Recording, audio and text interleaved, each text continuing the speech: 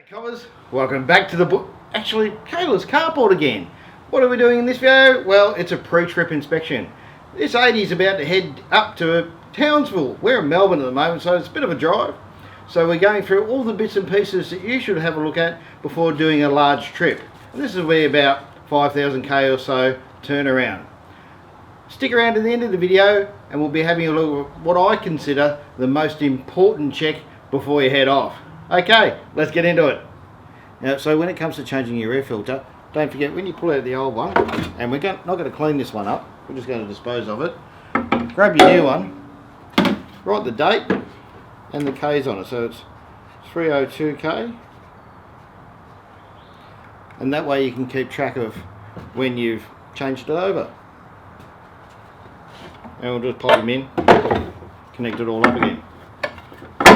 It's a good idea, of course, even though the cylindrical ones aren't too bad and better than the flat panels because they have a lot more surface area. It's a good idea, especially if you're travelling dirt roads, to give them a clean every now and then. I mean, if you're back in the convoy and experiencing a bit of bull dust, not bad at the end of the day. Rip out the air compressor and give it a good blowout. Okay, so when it comes to taking out the oil filter, I tend to use these ones because they're universal. You can get the ones that fit the individual sizes and have a 1/2 inch drive at the top, it's a bit like a socket.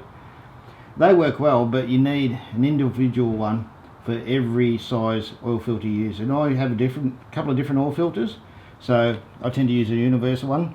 This is even strong enough to use on trucks, and I've used them on trucks before with a fair bit of leverage. So just wind them on and loosen it off.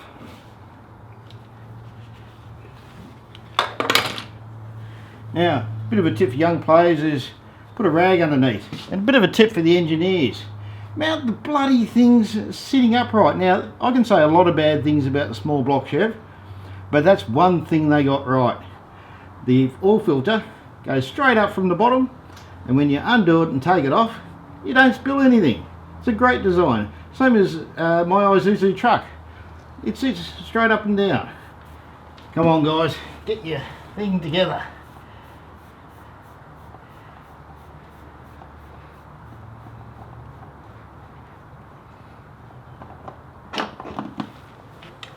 There we go, and as you can see we've got all over the joint, and it's used diesel oil, so it's absolutely disgusting. Rightio, let's put the new one on.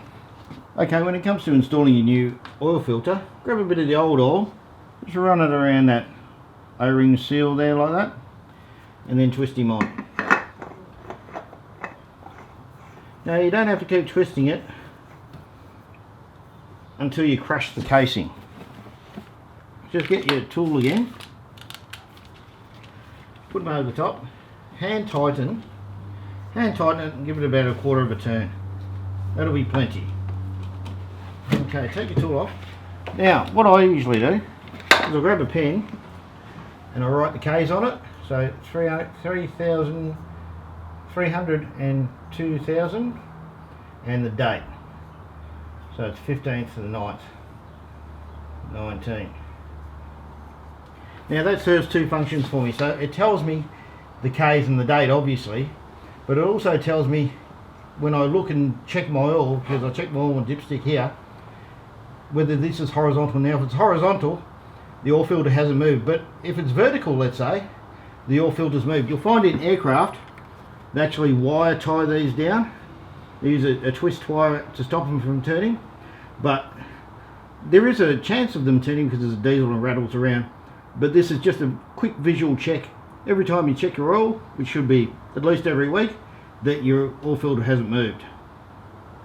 Okay, so we've reinserted the sump plug, put a bit of blue on there to make sure it seals up properly. Now, I usually use Penrite and have been doing for years, great oil.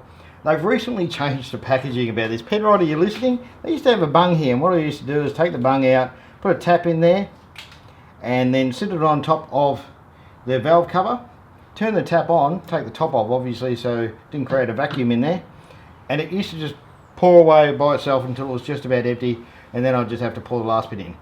Now they're supplying this gigantic phallic looking pourer, so we'll give that a go. But Penrite, if you're listening, put the old bung back, will you?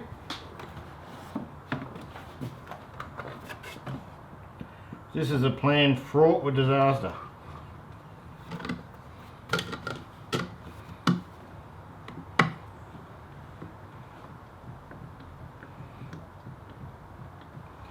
Now, thankfully the Land Cruiser, including the filter, takes exactly 10 litres of oil to fill up and get right to the high mark. So that's one good thing about these 10 litre containers, is you just drain it all out, pour the complete container in.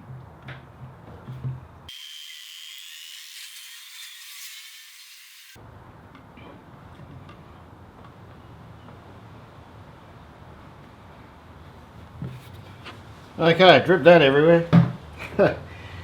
Anyway, so what we'll do now is we'll let it settle into the sump, and then we'll start up the engine, let it idle for a minute or two, turn it off, give it a couple of minutes for all the oil up in the valve cover area and whatnot to drain back into the sump, and then we'll check the oil level.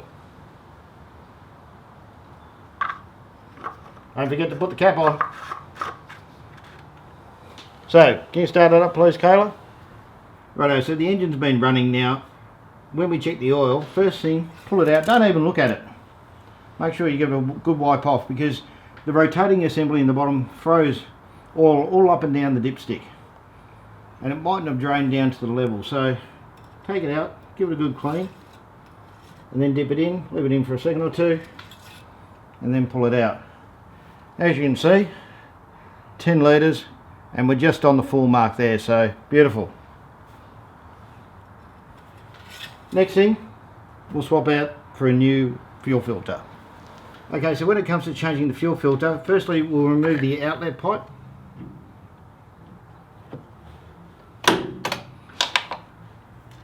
And just give them a bit of a twist. Put them to the side. Put a drain catch underneath too, because it's probably going to drip diesel. Rightio. Now I've already disconnected the float on the bottom, so there's a float that's connected to a piece of wiring on the bottom which I've disconnected. Then you've got to wrangle it around the fuel filter.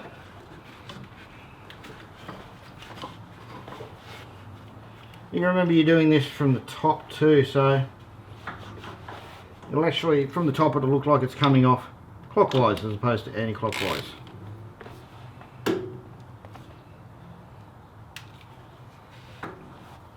She's a bit tight. She's pretty tight. Alright, finally it's coming.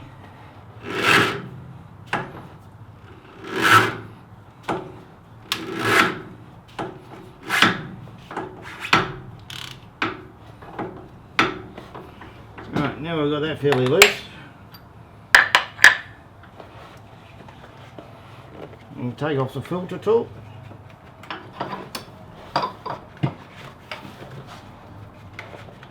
Again, be careful when you get it past the wiring.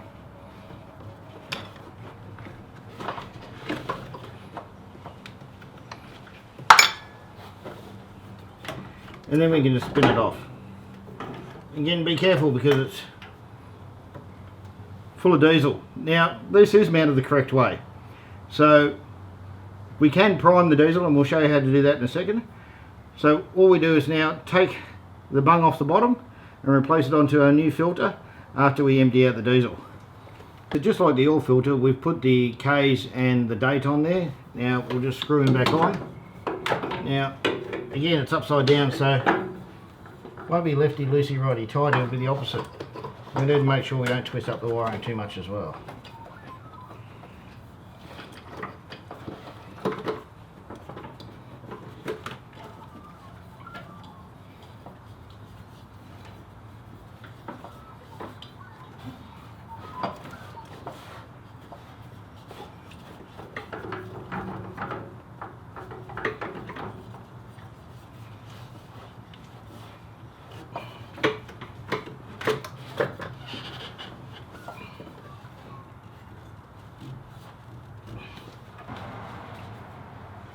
So now we've got the tool on there. Again, it's upside down, so we need to cinch it up a little bit anti-clockwise. There we go.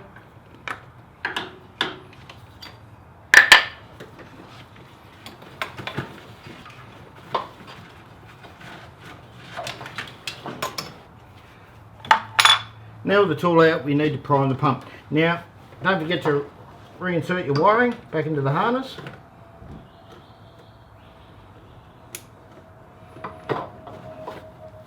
Now we need to prime the pump. Now this is exactly the same process you'd go through if you'd run out of fuel. So this is a mechanical pump. Some common rail diesels, like my Isuzu, have 2 bleed points, but this only has 1 bleed point. So what we do is we just keep pumping until we get fuel out. This will take a while, so we'll fast forward this bit. Now first of all, it's going to come out with a big heap of air, and you need to keep pumping until you can see that the stream of diesel is completely clear of air bubbles.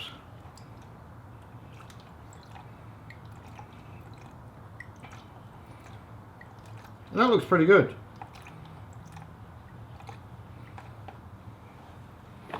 Rightio, we'll just put that aside for the moment.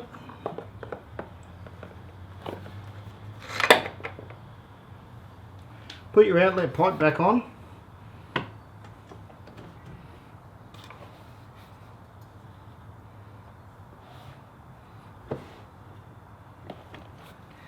And now keep pumping until you can feel it go completely hard.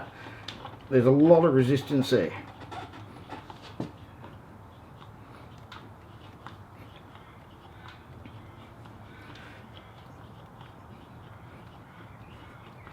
Now that's very hard to pump up, so we should be right to go, and we'll start up the car in a second. Alright, so now we're going to do transfer case. Now we can see we have a leak around here somewhere. It doesn't seem to be coming from the seal because the seal inside here seems dry, so I assume it's the speedo outlet here. But we'll get this transfer case protector off first.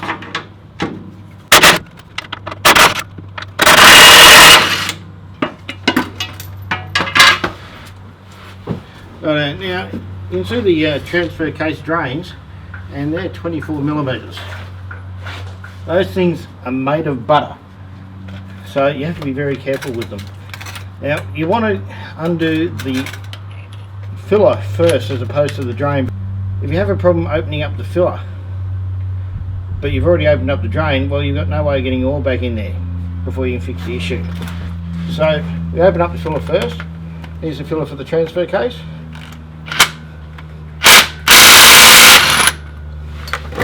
There we go. She's certainly full.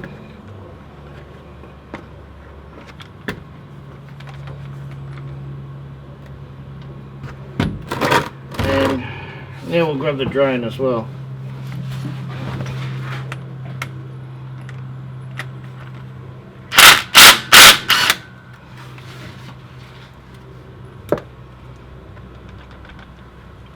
Now I've dropped that in there accidentally, but that's alright. We'll be fixing that up in a minute. So we'll let that drain, and then we'll go to fill it up again. Alright, so while we're under here, waiting for it to finish off draining, look at things like your universal joints. Now if you can feel a bit of play in there, and this one feels nice and tight, might be a good time to replace them. Or if they're looking a bit dry, might be a good time to find out where the bleed nipple is. There'll be a bleed nipple inside here too, where you can fill it up with a bit of grease. Those ones don't look too bad, they've been recently done. But we will have to after the holiday. We don't have the parts now, and she's going in a couple of days, so we're going to have to attend to the slight seep here. Okay, so I promised you a bit of a trick before. Now these are this is a standard drain plug. It's a 24mm hex bolt. It's fairly thin cross section, as you can see, with a copper washer on there, and they're made of butter. So you have to use a 6-sided socket on them. You've got to be very careful to make sure you're dead square on, otherwise they will destroy these things in short order. Now what I like to replace them with is a 10mm hex drive out of a Toyota Camry. Now I know Camrys aren't usually the greatest car, but they do provide use in this particular scenario. It's got a magnet in the back there so it collects all the rubbish. 2 sorts of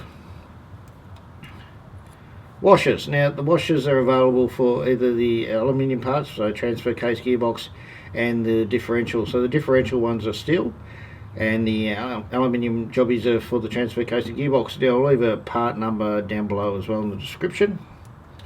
So all you need to do is put a bit of blue sealant on them to make sure they're nice and sealed up. Run them in. And the great thing about using these on the differentials Because if you do grind them down, if you're a bit hard out there wheeling in rocks and whatnot, these are nice and low profile. And if you dig out the crap with a scriber or whatnot, it won't be a problem, and you'll still be able to get your hex drive into there.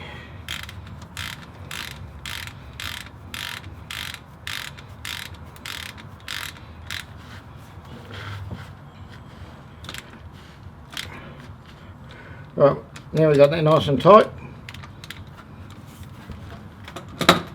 Put the drain plug below and we'll fill up.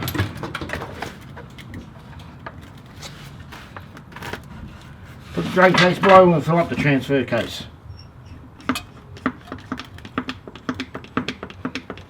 So you keep pumping up until you get excess coming out the filling hole, which we have now, as you can see. So that's full. Just let it drip for a minute. Then we'll clean it off and we'll put in the plug. Okay, that's just about stopped dripping now. And we've blued up the plug and we'll just run that in.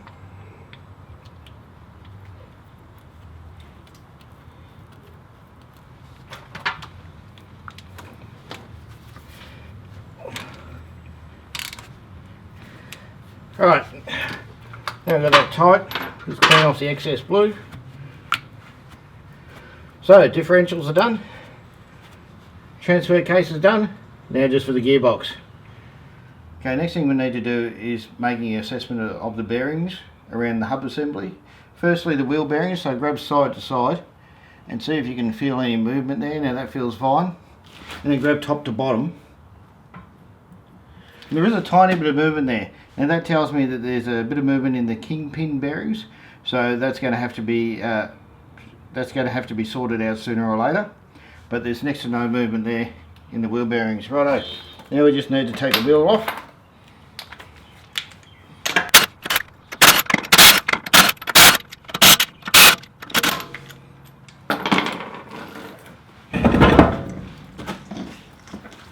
Run the wheel out the road.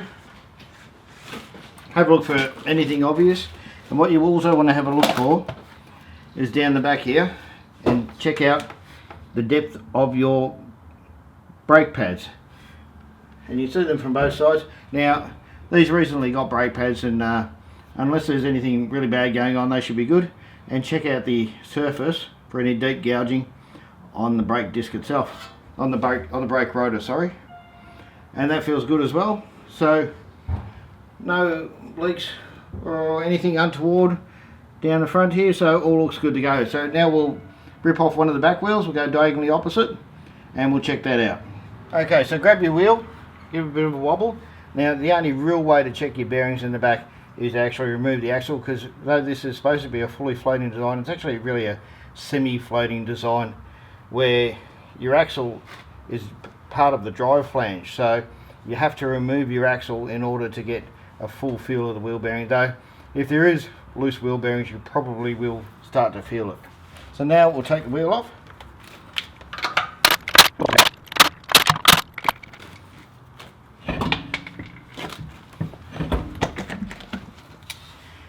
Now just as before, grab your torch and have a look at the pad depth. Okay, so the pad depth looks to be about 4 or 5 mil either side, and that's plenty, and I can't see any leaks under there or anything, so time to put the wheel back on, we'll call it good. Next time, of course, we'll do the two opposite diagonals. So what do we think in the end? Well, we've changed most of the oils, we've given the car a good look over, we've looked at all the suspension bushes, we've addressed most of the leaks and seeps, but what's my best tip for four-wheel drive preparation? That's a tyre pressure monitoring system. So especially with the low profile tyres these days, it's very easy to get a partial flatten, not even noticed, until your tyre is destroyed from heat, from running at high speed at low pressure. Now this Land Cruiser runs external tyre pressure sensor modules. Now they'll keep a decent eye on your pressures. They also have temperature, but it's actually closer to ambient, so you can pretty much ignore that. But the pressure is what we're after, and we don't want to ignore that at all. It's $100. What are tyres on this one? Well, they're about $350 each, so you save one tyre, your money ahead. So if you like this video, don't forget to give it the old thumbs up, and if you didn't, give it the old thumbs down. twice. Thanks guys, we'll see you in the next one.